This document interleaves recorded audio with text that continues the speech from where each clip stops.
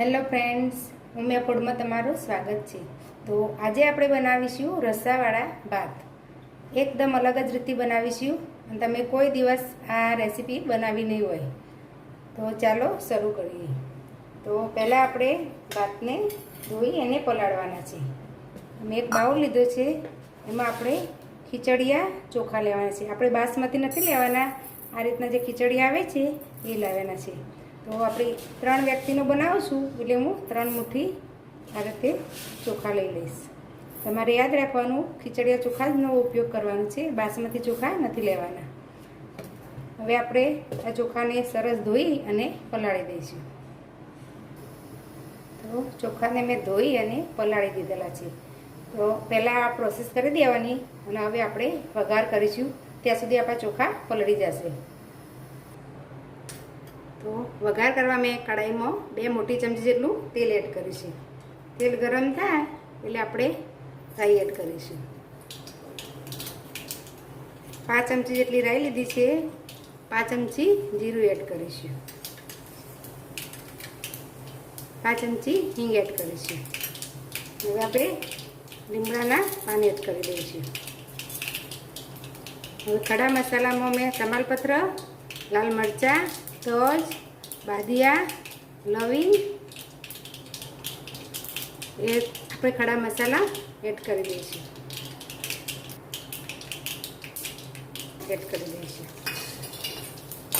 અને અડધી મિનિટ આપણે મસાલાને સાતળી લઈશું।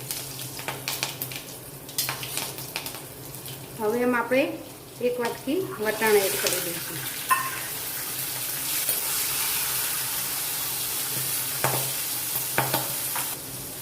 વટાણા થોડા સંતરાઈ ગયા છે, 1 મોટું ટામેટું લીધું છે ને કટ કરેલું છે એડ કરી દઈશું। ટામેટાને થોડી વાર સોફ્ટ થવા દઈશું। થોડું મીઠું એડ કરી દઈશું એટલે ટામેટું ઝડપથી સોફ્ટ થઈ જાય।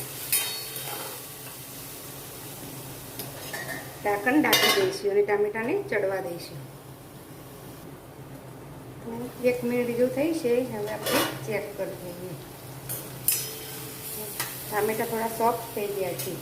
હવે આપણે 1 મોટું બટાકું છે આ રીતે પીસ કરી દીધા છે, એડ કરી દઈશું। આપણે 1 મિનિટ આ રીતે તેલમાં સાતળીશું પહેલાં, પછી આપણે પાણી એડ કરીશું।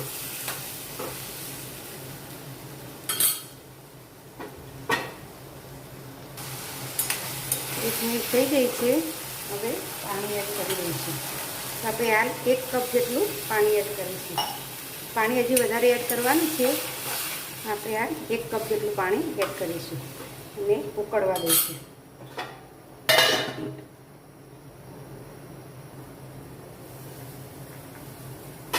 પાણી ઉકળવા લાગ્યું છે, આપણે મિક્સ કરી અને હજી આપણે 5 મિનિટ જેવું બટાકાને ચડવા દઈશું।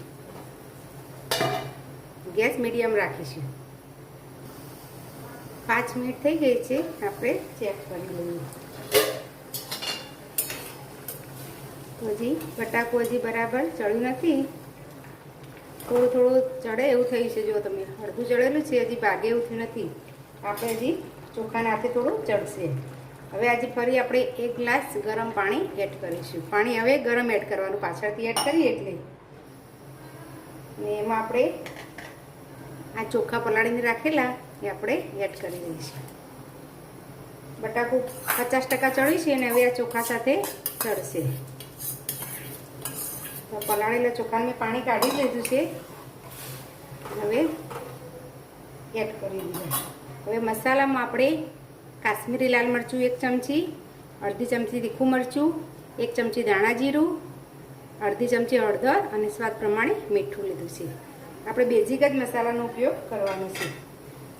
બધું એડ કરી અને સરસ મિક્સ કરી લઈશું। હવે ઢાંકણ ઢાંકીને ચોખા એકદમ સરસ ચડી જાય ત્યાં સુધી આપણે ચડવા દઈશું। તો અડધો કલાક થઈ ગયો છે, તમે જોઈ શકો છો સરસ આપણું ભાત છે ચડી ગયા છે। જો તમારે ફટાફટ કરવું હોય તો તમારે કુકરમાં કરી દેવાનું। મેં 1 કપ જેટલું ફરી પાછું ગરમ પાણી એડ કરેલું। તમારે વચ્ચે વચ્ચે ચેક કરવાનું, જરૂર જણાય તો 1 કપ જેટલું પાણી એડ કરી દેવાનું. હવે એમાં આપણે આંબલીનો પલ્પ એડ કરીશું. તો મેં 2 ચમચી જેટલો એડ કરીશું.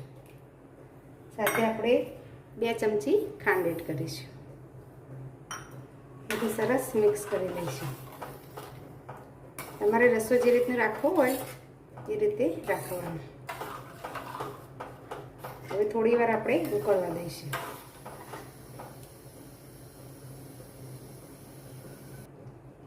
તો સરસ ઉકળી ગયા છે ને આપણા રસાવાળા ભાત તૈયાર થઈ ગયા છે. ઉપરથી આપણે થોડા રીતે દાણા એડ કરી દઈશું. મિક્સ કરી લઈશું. તો આ રીતનું આપણે લિક્વિડ રાખવાનું છે અને એને ગરમ ગરમ સર્વ કરવાનું. તો એકદમ ટેસ્ટી લાગે છે. તો આપણા રસાવાળા ભાત તૈયાર છે. હવે આપણે સર્વ કરીશું. તો મેં સરસ સર્વ કરી લીધા છે.